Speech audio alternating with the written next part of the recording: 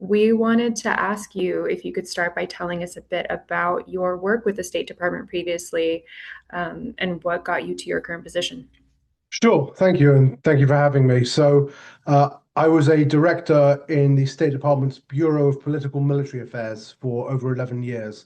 That bureau, PM for short, is the part of the State Department responsible for what they call defense diplomacy, which is the overlap essentially between the military toolkit and the diplomatic toolkit. And so the bureau conducts a broad range of activities, including everything from negotiating security agreements with countries around the world that enable the legal deployment of US forces to supporting global peacekeeping missions, but also is the Bureau responsible for US security assistance and arms transfers. And so in that role, I was particularly responsible for the Bureau's relationships with Congress, which is an important nexus given that Congress, of course, provides the billions of dollars in foreign military financing and other funding lines that we use every year to support our security assistance, and also that all major arms transfers to countries around the world require notification to Congress. So it was my job to manage that process as well. Um, I left the State Department and the Bureau in October of 2023 in protest, particularly over our unconditional military assistance and support to Israel in the context of Gaza. I'd raised concerns for some years about Israel's human rights conduct, and I'd raised concerns about a number of other countries as well. But it was clear in October of 2023 that that debate was being shut down, that the administration, the Biden administration at the time, wasn't interested in any sort of policy discussion, wasn't concerned about respecting the legal barriers that exist to prevent significant human rights harm as a result of US arms transfers. And so, I decided that that was the point at which I had to part ways. So years ago, it was rare to hear much criticism of US support to Israel, including via weapons and security assistance. What do you make of how much the rhetoric has changed over the years, and what do you attribute this change to? Well, I think it was rare to hear it in public. I will say that certainly at the working level in State Department and across the US government, there have been concerns for many years. Israel's occupation in the West Bank, its treatment of Gaza, these are not new. I mean, in Gaza alone, right, there have been clashes in 2021, in 2014, in 2009 that resulted in thousands of civilian dead. Um, I think that why this has moved into the public sphere and why there's been such a transformation in American public opinion on this topic, frankly, is a result of Israel's own actions. I think that that's really the root cause here, is that it is impossible to see the way that Israel has conducted itself, the amount of civilian harm, the intentional civilian suffering, including, of course, kinetic strikes on civilian infrastructure, water, hospitals, schools, but also the purposeful decisions to withhold humanitarian assistance in violation of US law in some cases. So I think that's been the driving force here, and the incredible hypocrisy that we then see, particularly if you compare and contrast the US response to Russia's occupation and illegal military invasion of Ukraine, where we have gone out of our way to do all we can to support the Ukrainian people, versus the context of Israel and Gaza, where we have indeed taken the side of the aggressor. For years, you made the case for arms sales to Israel and other countries in the Middle East while at the State Department.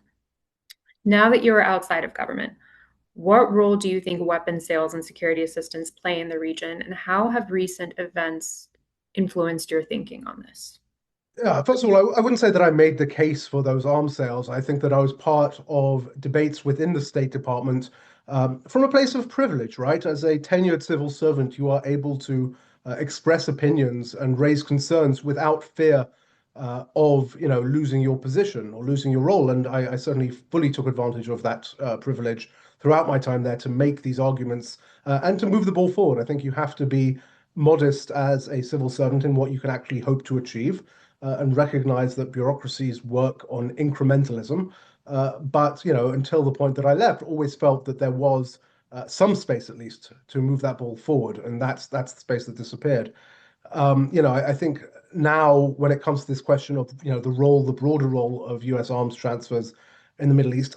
You know, so I think arms transfers are a part of a bigger problem set, and that bigger problem set is that the US has essentially squandered its hegemonic moment uh, in the sense that we are now, I think, the driving factor behind our foreign policy is a sort of love of the status quo, that we do not want to see anything change. We are the world's greatest power.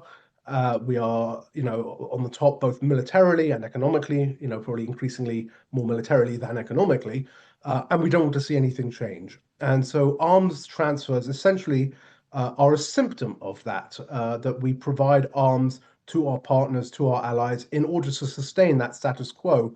The problem is that rather than sort of a hegemonic stabilization theory, which is, I think, what the normal assumption is, what we actually see is the US working as hegemonic destabilizer, a sort of hegemonic destabilization in which, because we are so trying to force this status quo, we end up doing incredible harm to, for example, efforts at democratization through our arms transfers, our transfers of intelligence assistance, all this sort of thing that assist regimes in the Middle East in cracking down on their own populations, that prevent sort of the democratization of their societies, that often get in the way of the sort of free and open diplomatic exchanges that would actually lead to change in the region.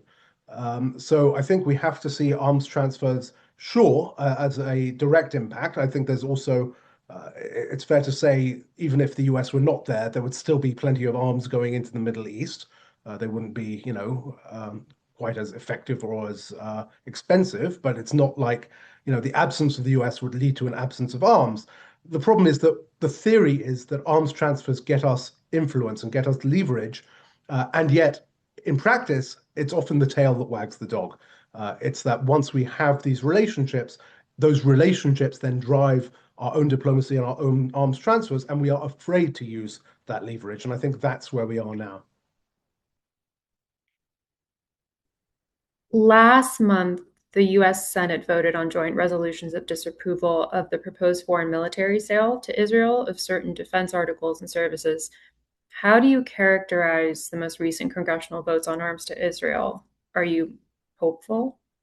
So first of all, I think it's a remarkable turnaround. The first ever effort to block arms transfers to Israel occurred in 2021 in the context of Israel's attacks on Gaza, including a strike, for example, on a high-rise building that housed the Associated Press and other media outlets.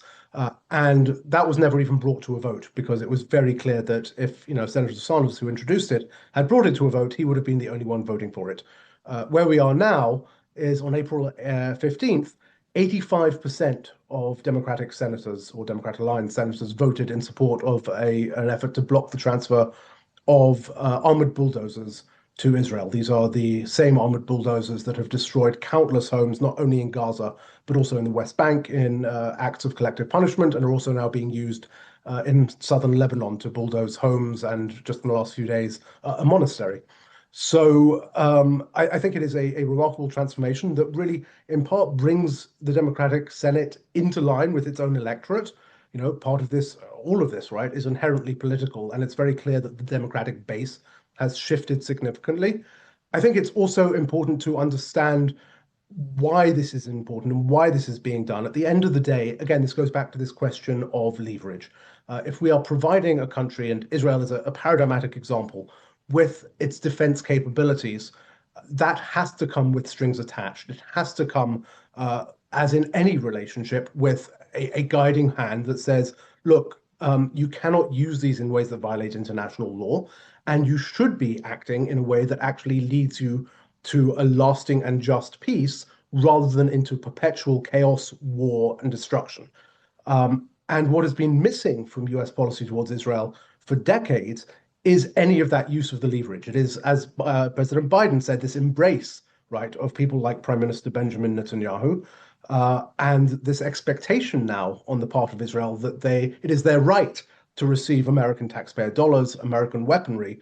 And of course, when you have that, there is no incentive whatsoever for a change of behavior. And so I think what's really important about this vote is not just that you now have a supermajority within the Democratic Party who are willing to say enough, who are willing to say no more, but ideally, and I think we're still a way off from this, but ideally, a transition so that these transfers actually do become transactional. They do become a tool of American foreign policy as they are intended to be, rather than a grant, a right that Israel just comes to expect.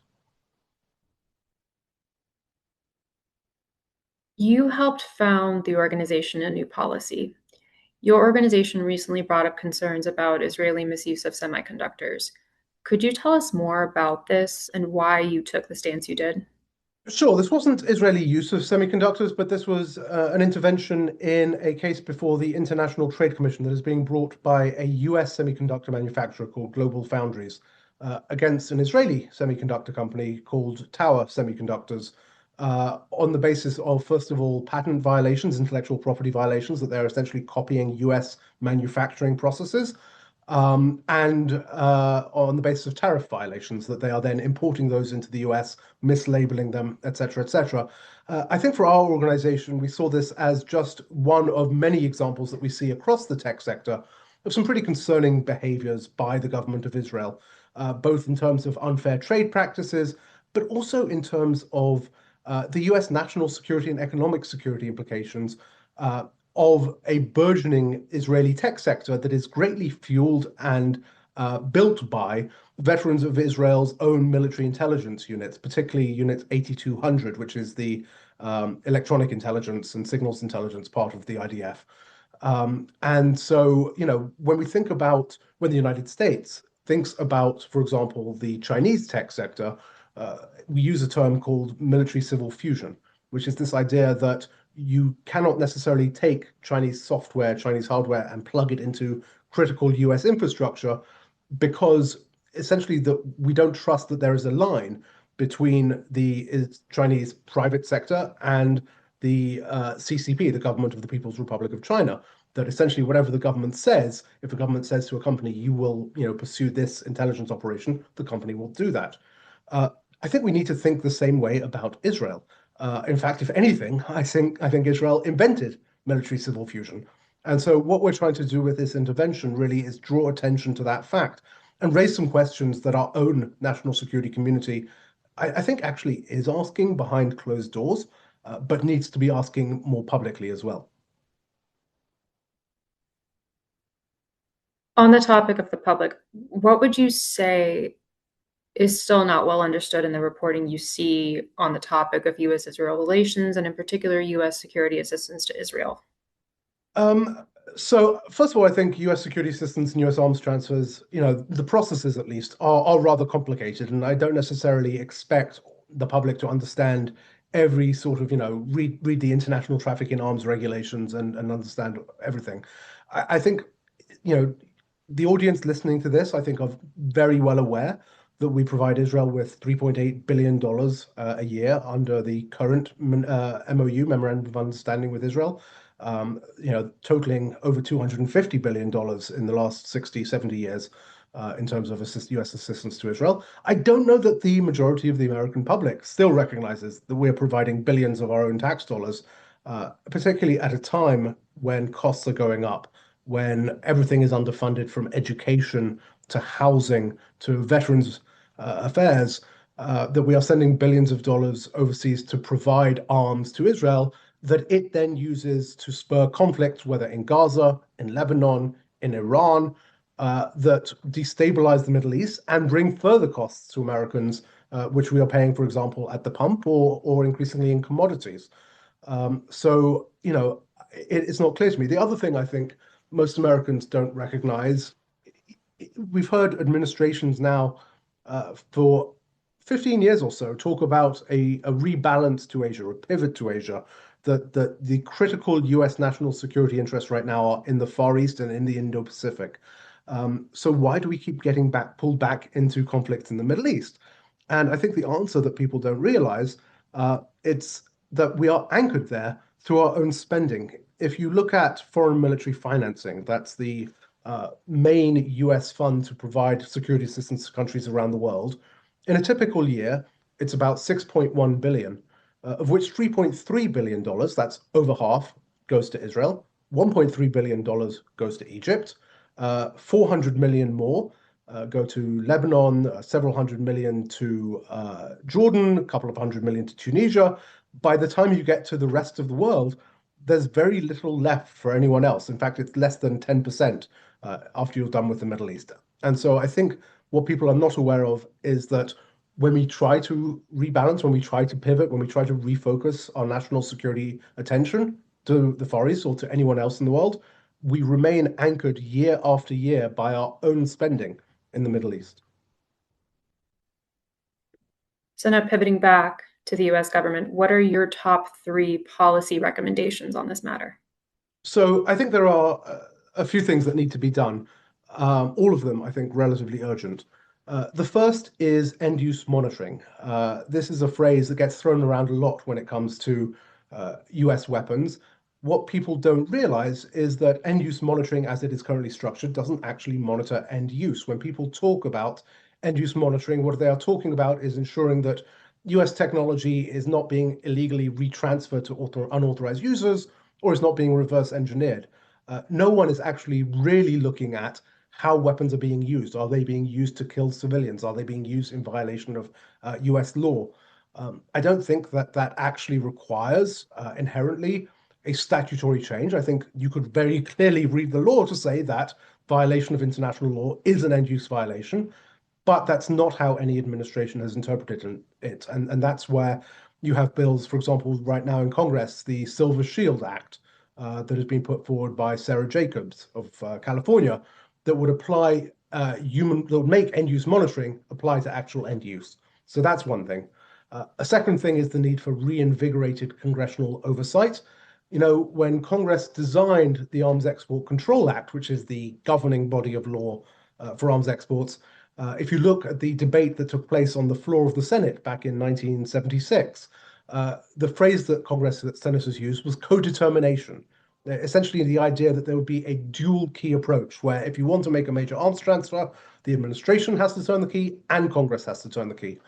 But in practice, the mechanisms they created have not worked. In fact, you know, we talked just now about joint resolutions of disapproval, which is the congressional mechanism to block an arms transfer.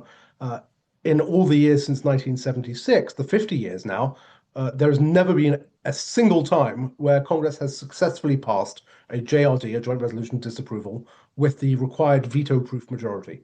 And in the last couple of weeks in particular, we have seen the Trump administration just completely ignore the customary congressional oversight process for arms sales notifications and just move billions of dollars forward. And so that's a second problem. The third problem, I think what this really all comes down to is accountability. When a US weapon is used to target and kill civilians overseas, no one pays any price.